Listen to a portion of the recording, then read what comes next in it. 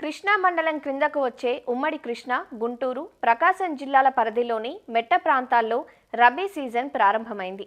ఖరీఫ్ సీజన్లో వరి పంట సాగు చేయలేని ప్రాంతాలు, పత్తి పంటను తొలగించిన చోట, అలాగే పంటలు వేయకుండా ఖాళీగా ఉంచిన భూముల్లో మోంతా తుఫానుకు పంటలు కోల్పోయిన ప్రాంతాల్లో రబీ పంటలు సాగు చేయడానికి రైతులు సిద్ధమవుతున్నారు.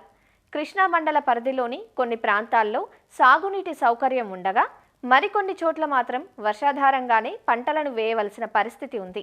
ఈ పరిస్థితుల్లో కృష్ణా మండలంలో సాగు చేసుకోదగ్గ రబీ, వేసవి పంటలు, వాటిలో మేలు రకాల గురించి తెలియజేస్తున్నారు కృష్ణా మండల సహపరిశోధన సంచాలకులు డాక్టర్ దుర్గా ప్రసాద్. కృష్ణా మండలంలోని ఉమ్మడి కృష్ణా, గుంటూరు, ప్రకాశం జిల్లాల్లో మనకి ఇప్పుడు ఖరీఫ్ పంటలు చాలా వరకు పూర్తయినాయి. కొన్ని పంటలు పత్తి, అలాగే కంది ఇలాంటివి కొనసాగుతూ ఉన్నాయి. ఈ పరిస్థితిలో ఇప్పుడు ఇరిగేషన్ సోర్సెస్ని బట్టి మనం పంటల్ని ఈ రబీ కాలంలో వేసుకుంటానికి అనువైన సమయం ఇది. ముఖ్యంగా ఈ 3 జిల్లాలకి అనువైన మనం రబీలో వేసుకునే పంటలు కనుక చూసుకున్నట్లయితే ముఖ్యంగా మొక్కజొన్న అనేది ఈ 3 జిల్లాల్లో కూడా విస్తారంగా రబీలో సాగు చేసుకుంటానికి అవకాశం ఉన్న పంట. ఈ మొక్కజొన్నని మనం డిసెంబర్ నెలాఖరు వరకు కూడా సాగు చేసుకునే అవకాశం ఉంటుంది. ఇక రెండోది మనం మినుము కూడా సాగు చేసుకుంటానికి రబీలో మంచి అవకాశం ఉంది. ఇది కొన్ని సందర్భాల్లో ప్రాంతాన్ని బట్టి ఇది పూర్తిగా వర్షాధారంగా కూడా వేసుకోవచ్చు.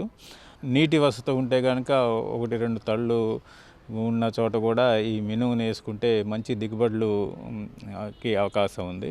మినుము పంటలో కనుక చూసుకున్నట్లయితే మనకి ఎల్బీజీ 884 అనే రకాన్ని కానీ, లేకపోతే టీబీజీ 104 అనే రకాలు కొద్దిగా స్వల్పకాలిక రకాలు వర్షాధార మినుముకి అనువుగా ఉంటాయి కాబట్టి ఈ రకాలని మనం ఎంపిక చేసుకుంటాం మంచిది. ఇక మనకి మెట్టలో కూడా ఇరిగేషన్ సోర్స్ కనుక ఉన్నట్లయితే మనకి ఎల్బీజీ 904 అనే కొత్త రకం, అలాగే ఎల్బీజీ 932 అనే రకం, అలాగే టీబీజీ 141, కొన్ని ప్రాంతాల్లో జీబీజీ 45 అనే రకం. ఈ రకాలని మనం ఎంచుకున్నట్లయితే సుమారు 90-95 రోజులు ఉండే పంట. మంచి యాజమాన్య చర్యలతో మినుములో కూడా మంచి దిగుబడులు సాధించే అవకాశం ఉంది. అలాగే ఇంకొక రబీ పంట శనగ. ఇది కొన్ని ప్రాంతాల్లో మనకి వర్షాధారంగా కూడా చాలా అనుకూలంగా ఈ పంట మనకి రబీ పంట ఉంటుంది.